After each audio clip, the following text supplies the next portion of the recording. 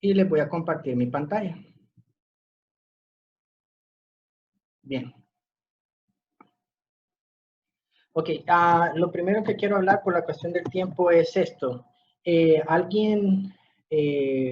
Bueno, fueron como 2 personas que me comentaban la situación de poder enviar sus trabajos por otras vías como Messenger o enviárselo a otro compañero. El asunto es, lo que estamos haciendo nosotros es una especie de ensayo o prueba, porque el ministerio en su momento se supone que les va a dar a todos ustedes una contraseña y un correo institucional. A nosotros como docentes ya nos lo dieron. Estos correos, por lo menos los de los docentes, tienen un dominio de @clases.edu.sb. Creo que me aparezca acá. Entonces, esperaríamos entonces que más o menos el de ustedes también va a andar por... ¿Y eso? Oh, qué raro. Bueno, este es el otro, @clases.edu.sb. Algo así va a ser entonces el correo que a ustedes también les van a dar, y este va a ser para poder entrar a Classroom y bueno, ahí poder trabajar. Ahora, el asunto es que Classroom ya tiene un sistema de notas, ¿ok? Entonces, con esta cuestión, a mí me aparece en inglés porque yo así lo tengo, grades o notas. Aparte de que ustedes aparecen en una lista como matriculados, también aparece la parte de sus notas. Entonces, esta parte de las notas viene de manera individual y por eso también les pedía la cuestión de colocar su nombre completo.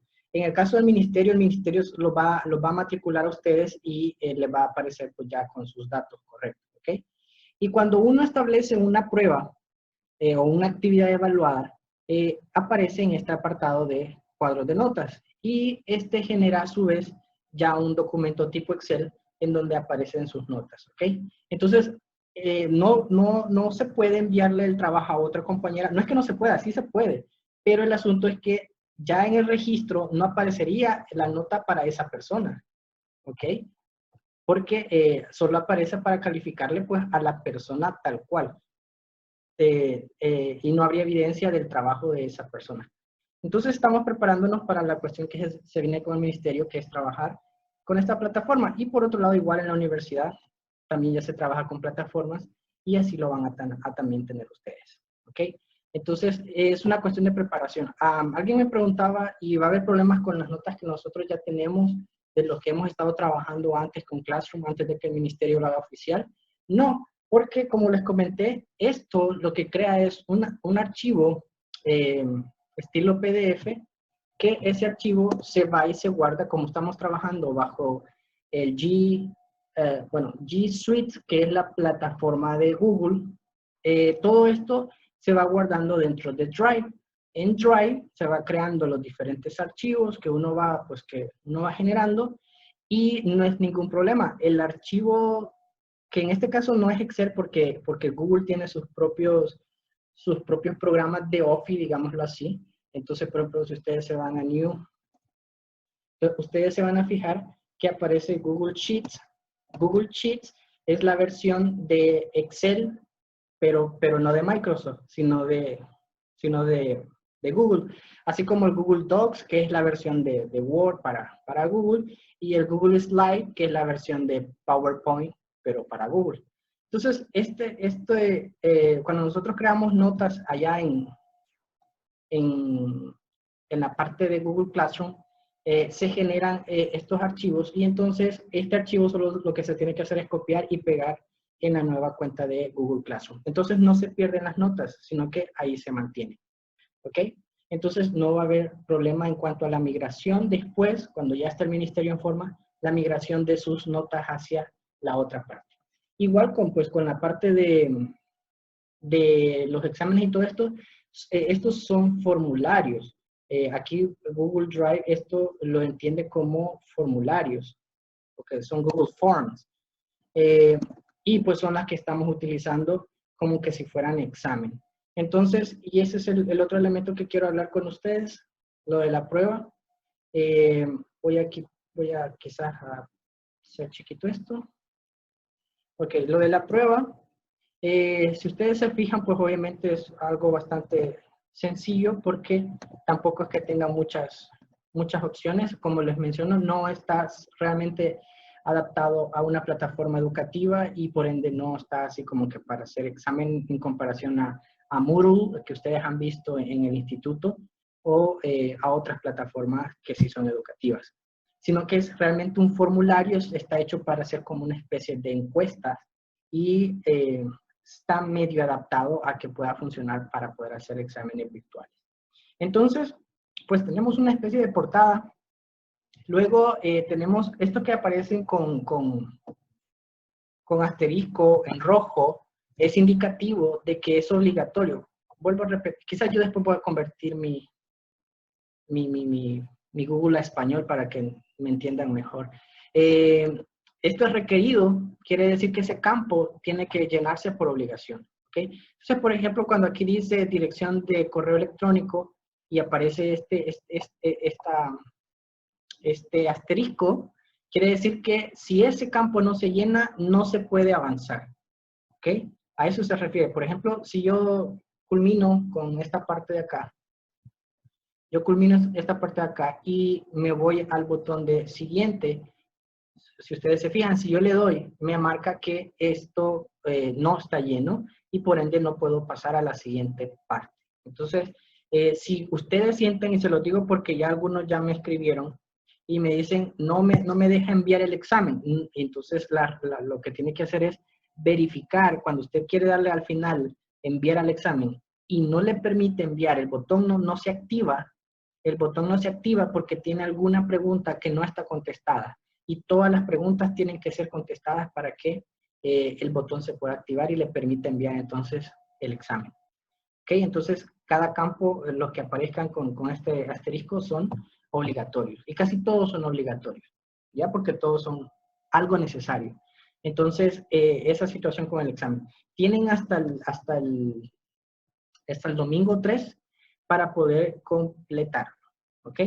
Después de esto, obviamente, yo voy a pedir que se me haga el envío de sus resultados y me va a dar, pues, los resultados en la siguiente forma.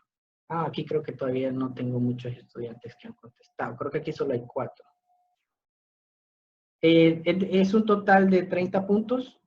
Son, si no me equivoco, ¿cuántos son? Eran como 18 preguntas y hacen un total de 30 puntos. ¿Ok? 14 personas ya contestaron. Vale, entonces aquí me va a dar pues sus resultados. Y aquí me aparecen pues las personas que ya contestaron. ¿Ok? Entonces se puede elegir por persona, eso es individual, ¿ya? Es decir, que quiero ver los resultados de esa persona individualmente, en este caso para el correo que he elegido. Y bueno, pues me va a dar lo que el compañero contestó, los resultados del compañero. Vean con este tipo de pregunta que tienen múltiples opciones, tiene que contestarse una por fila. Estas son filas y estas son columnas. ¿Ok? Entonces, es una opción por fila y por columna. Hasta que se completen todas, se puede, admite la respuesta. Este compañero tiene bastantes correctas. Todas las verdes son correctas, las rojas son incorrectas. Ok. Y bueno, en este caso, qué bárbaro el compañero. Tiene, pues sí, tiene 30 de 30. Eso equivale a un 10. Lo hizo el 1 de mayo a las 10:28. ¿Ok? Y esto les aparece, el score es por puntos. ¿Cuántos puntos han obtenido? Y no es nuevo para nosotros. Yo ya les he calificado varias veces así. Ustedes lo saben. Lo único es que siempre se los tengo que convertir a la escala del 1 al 10. Pero pues muchos países califican con base a esto, a puntos, que es lo mismo, simplemente dividirlo 30 entre 30 y les va a dar 1, que equivale a 10. Si fueran, por ejemplo, 29, por ejemplo, alguien estaba un poquito confundido, fue de este grupo, por cierto, y había sacado creo que 17. 17 entre 30 equivale a 5.67. Dice 0.56, pero eso solo lo multiplica por 10 para que nos dé a la escala de 10. Entonces queda 5.67. Esa fue la nota de uno de sus compañeros. Bien. Dudas sobre la parte del examen y sobre la cuestión de Google Classroom, que después vamos a migrar a la parte del correo institucional y no a sus correos personales. Profe, la aplicación de Teams ya no la vamos a ocupar. Faris, espérame, no te oigo. Dale. La aplicación de Teams, Teams. ¿la vamos a ocupar o no? No, Okay. estamos ocupando Zoom y ya nos acostumbramos a Zoom, por lo menos con ustedes. Yo sí estoy ocupando Teams, pero con otro grupo. Con ustedes estoy ocupando Zoom y creo que estamos bastante acomodados a Zoom. No creo yo que ustedes quieran migrar a Teams. O ustedes me dicen también. Yo no tengo problema, yo tengo las dos cuentas. Yo trabajo con los dos. Ustedes ven eso. Pero yo creo que estamos bastante... No, es que yo solo le preguntaba porque pues sí, yo lo... El ministerio al inicio, y por eso fue que vos estuviste en ese grupo experimental, experimentamos con Teams, porque el ministerio al principio había dicho que íbamos a utilizar la cuenta institucional que nosotros tenemos con Microsoft, que es el @docentes.edu.es, @docentes.minet.edu.sb.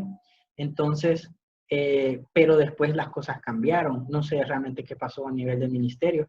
Y ya decidieron que ya no íbamos a ocupar la cuenta de Microsoft. En la cuenta de Microsoft institucional, ahí sí se tiene Teams. Pero como ya después esto cambió y nos dejaron con Google, entonces ya no, bueno, a saber, pero nos dijeron que nos íbamos a pasar para Google.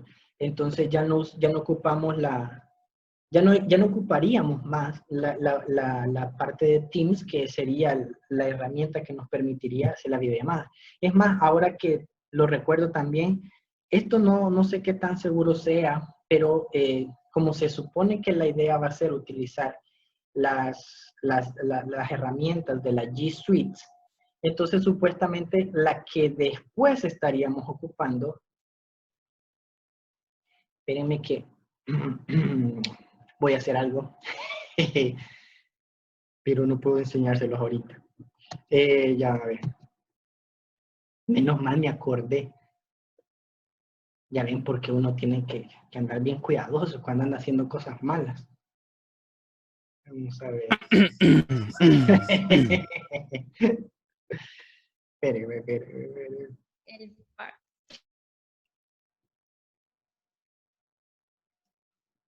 Ahora creo que ya sí. Volvamos a compartir.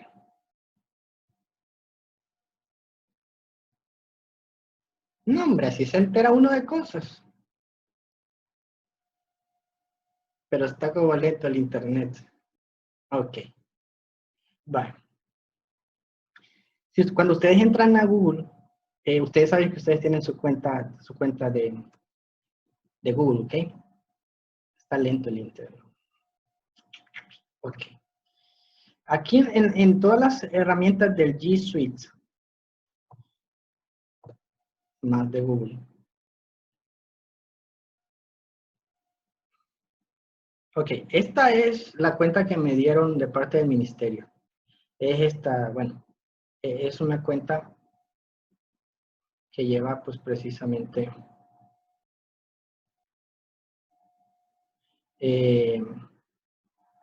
esa cuestión de mi nombre y el @docentes, que en el caso de ustedes pues esperamos que algo similar va a ser. Aquí en todas las herramientas que tiene Google, que es lo que se llama el G Suite. Ok. Calendar, aquí. Bueno, parece al chat. Vamos a ver. Estas son todas las herramientas que tiene Google. Entonces, hay esta herramienta del Meet, que Google le va a cambiar el nombre. Ok, ya le cambió. Ah, ok, ya están los dos nombres. En estas son todas las herramientas del G Suite. Ustedes ya han ocupado algunas, lo que pasa es que no se han dado cuenta. Pero obviamente han utilizado el Foros, han utilizado el Classroom,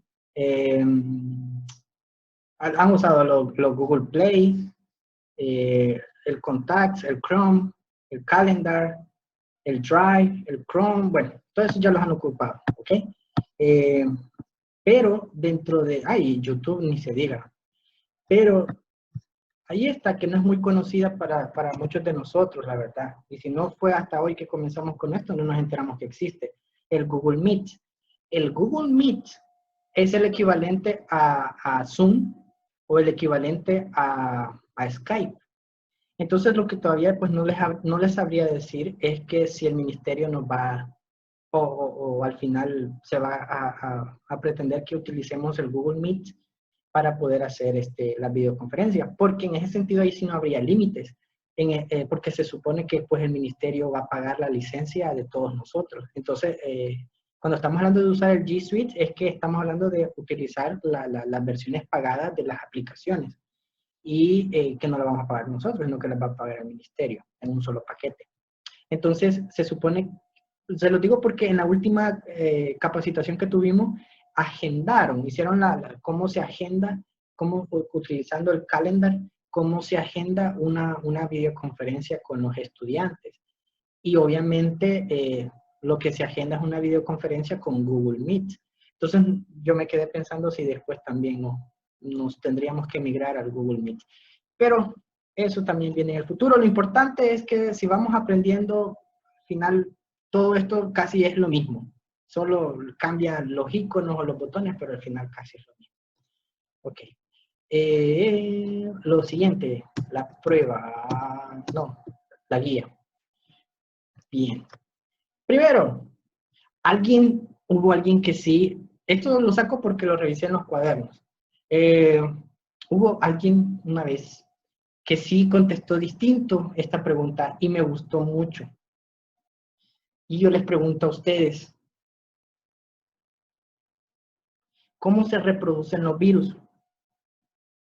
El hecho es que la palabra reproducir implica pues la mezcla de un macho y una hembra. En este sentido, los virus no se reproducen. Los virus se multiplican o se replican, ¿ya? Porque lo que hacen es invadir una célula y tomar su mecanismo de replicación, que sí lo tiene las células sí tienen, las células eucariotas, sí tienen esta estructura, esta maquinaria para poder traducir el ADN hacia ARN y del ARN traducirlo a proteínas. Y un virus es eso, es ADN o ARN, o sea, material genético y proteínas. Entonces, un virus tiene que parasitar una célula eucariota. Pueden haber que parasiten bacterias, eso se van a llamar bacteriófagos, o sea, virus que parasitan bacterias. Pero las bacterias son células procariotas y no tienen toda esta maquinaria tan sofisticada para poder hacer síntesis de material genético y traducción de proteínas. Entonces, el virus tiene que entrar en una célula, pero no hace reproducción, porque no hay un macho y una hembra. Hace replicación, ¿ya? Hace multiplicación de él, hace multiplicación o replicación de proteínas y de material genético que luego se ensambla y forma al virus. ¿Ok? Entonces, sí hubo alguien que me contestó muy ingeniosamente aquí, porque me puso, no, los virus no se reproducen. Y sí, tiene toda la razón, los virus no se reproducen. Los virus se replican, se multiplican, pero no se reproducen.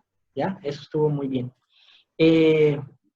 Bueno, lo de la Primera Guerra, espero que hayan entendido que el hecho de mayor contacto entre las personas favorece la transmisión de agentes etiológicos como los virus, y pues para muestra, un botón. el SARS-CoV-2. ¿Ok? A mayor contacto entre las personas, mayor posibilidad de transmisión del agente etiológico. Entonces, la Primera Guerra Mundial, en donde hubo movilización de soldados de un lugar a otro, pues favoreció la transmisión de influenza. Compararon o pudieron comparar el trabajo de dos científicos en donde pueden ver cómo igual ambos produjeron una vacuna, aunque de maneras distintas. ¿Ok? Pero los dos produjeron una vacuna. Salto estas 5 porque 6... Oh, ¿por qué estudiar, por ejemplo, bosques tropicales o estudiar así, etcétera, y todo esto? Porque se pueden tener acceso a microorganismos y prepararse para ello. Ahora, mientras lo hagan bien. Porque si es cierto la teoría esta de que en un laboratorio nivel 4 en Wuhan fue donde se liberó el SARS-CoV-2, entonces, y que estaban estudiando a este virus que procedía de unos murciélagos que están en unas cuevas allá recónditas de China, o sea, ni siquiera están cerca de la ciudad de Wuhan. Entonces, bueno, sí, el hecho de estarlos estudiando es favorable porque se puede anticipar, se puede tener ya información, el mapeo genético de estos microorganismos antes de, pero mientras se haga con las medidas de bioseguridad adecuadas. Pero sí es favorable la investigación porque se puede anticipar. ¿Cómo podrían curarse enfermedades? Esto es todavía algo, y el video ni siquiera es tan nuevo, pero es todavía algo que no se ha terminado de desarrollar, y es que si los virus tienen la capacidad de insertar secuencias de información genética en nuestra información genética, entonces esto podría ser una posible cura para aquellos pacientes que tienen enfermedades genéticas donde tienen carencia de ciertos genes y que por eso no pueden sintetizar ciertas proteínas y por eso su enfermedad. Entonces, si los virus pueden hacer eso, ¿por qué en lugar de que puedan insertar una secuencia viral, no insertan precisamente los genes que le hacen falta a esa persona? Y de esa manera curar su enfermedad genética. Pues está muy, muy lógico y muy interesante esa forma de pensar. Lo que pasa es que todavía, ¿por qué no ha avanzado mucho? Es porque estamos hablando que, quieras o no, el virus no es que hay cabalito, solo va a ir a insertar el ADN que vos querés que inserte, sino que va a tener que insertar su propio material genético. Entonces estamos hablando de una mezcla de material genético humano con material genético viral y cómo hacer para que el virus realmente inserte el material genético que yo quiero que inserte, en donde yo quiero que lo inserte, porque este es otro asunto. El material genético es una serie de secuencias de bases nitrogenadas que tienen un orden y que ese orden codifican a esas proteínas. Entonces, si yo lo introduzco donde no corresponde, entonces no tiene sentido. Les voy a hacer un ejemplo bien básico para que se comprenda. Si yo tengo que, por ejemplo, esta es la secuencia de mi información genética, ¿ok? Pero yo, digamos, en este caso funciono como un ribosoma. Este es un... Ay, 10 minutos. Este es una secuencia, ¿ok? Y obviamente esta secuencia tiene sentido para mí. Me da una información, ¿ok? Entonces yo como ribosoma, pues lo entiendo y traduzco qué es lo que quiero, o qué es lo que quiere el núcleo que yo traduzca. Pero si viene alguien, en este caso el virus, viene con una secuencia de información genética y no lo coloca en el lugar adecuado, no quiero espacio, bueno, y no lo coloca en el lugar adecuado, entonces, ¿qué es lo que ha pasado? No me curó la enfermedad, sino que al contrario, me dañó la secuencia, porque ahora esta secuencia de información genética ya carece de sentido, porque esa secuencia que yo esperaba que curara X o Y enfermedad, ¿ya? Lo que ha hecho es insertarse en un sitio inadecuado, un sitio donde no me repara, sino que al contrario, me causa más problemas. Entonces, en este sentido, puedo perder más de lo que puedo ganar si el virus no inserta la información adecuada en el lugar adecuado. ¿Okay? Por eso es que no ha habido tampoco mayor avance. Está muy buena la idea, pero falta desarrollarla. Ya esas serían las consecuencias de utilizar estos virus. No se pueden oler ni ver los virus, son microscópicos y tampoco tienen olores porque son proteínas y material genético.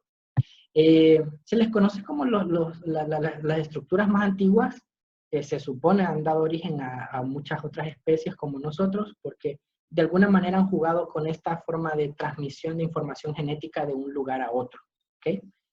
¿Dónde se localizan? Pues están en todo, absolutamente todo en nuestro alrededor se considera que pues tiene que tener microorganismos, y dentro de esos pues obviamente los virus. ¿Qué tan antiguos son? Pues se supone que son tan antiguos como el universo mismo, de que pues en alguna medida, como son material genético y son proteínas, fueron de las primeras organizaciones biológicas que pudieron formarse, o sea, son primitivas, pues.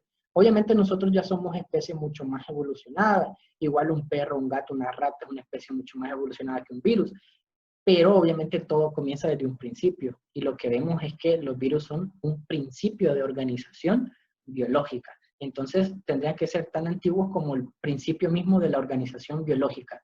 Fueron quizás los primeros átomos que se fueron fusionando, dando lugar a moléculas, y moléculas que se fueron fusionando, dando lugar al virus, ¿ya?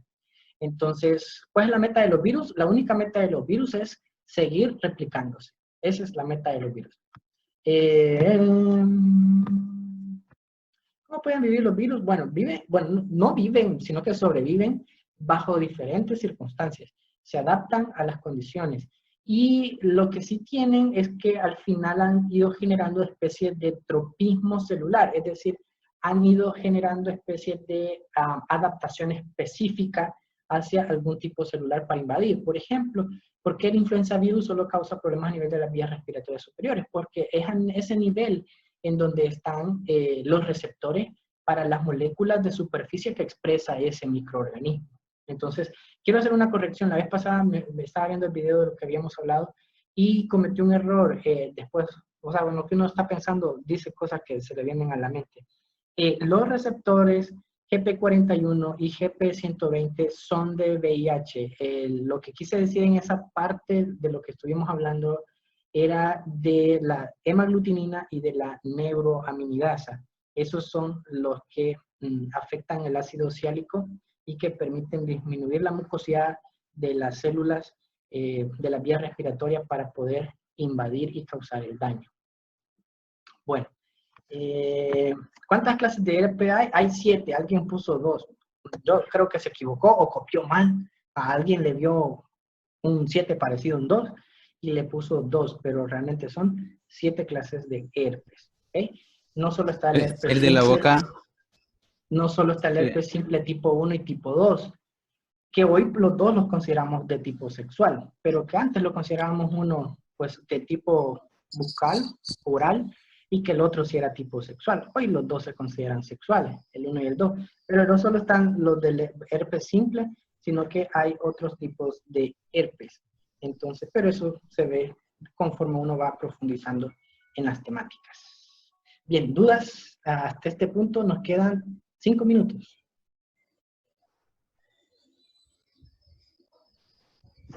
¿No? Vale.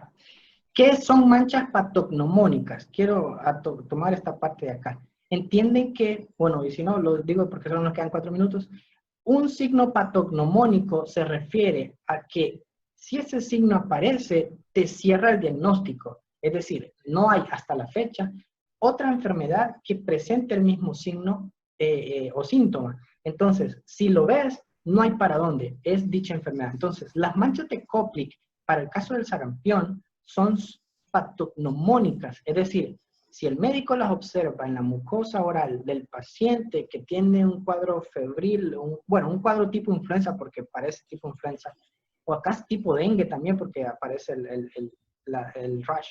Entonces, y al abrirle la mucosa oral, se le ven estas manchitas blancas, ¿ya? Entonces, eso es patognomónico más los otros síntomas, más los otros signos y síntomas de que ese paciente tiene sarampión. ¿Por qué nosotros ya no escuchamos mucho hablar del sarampión?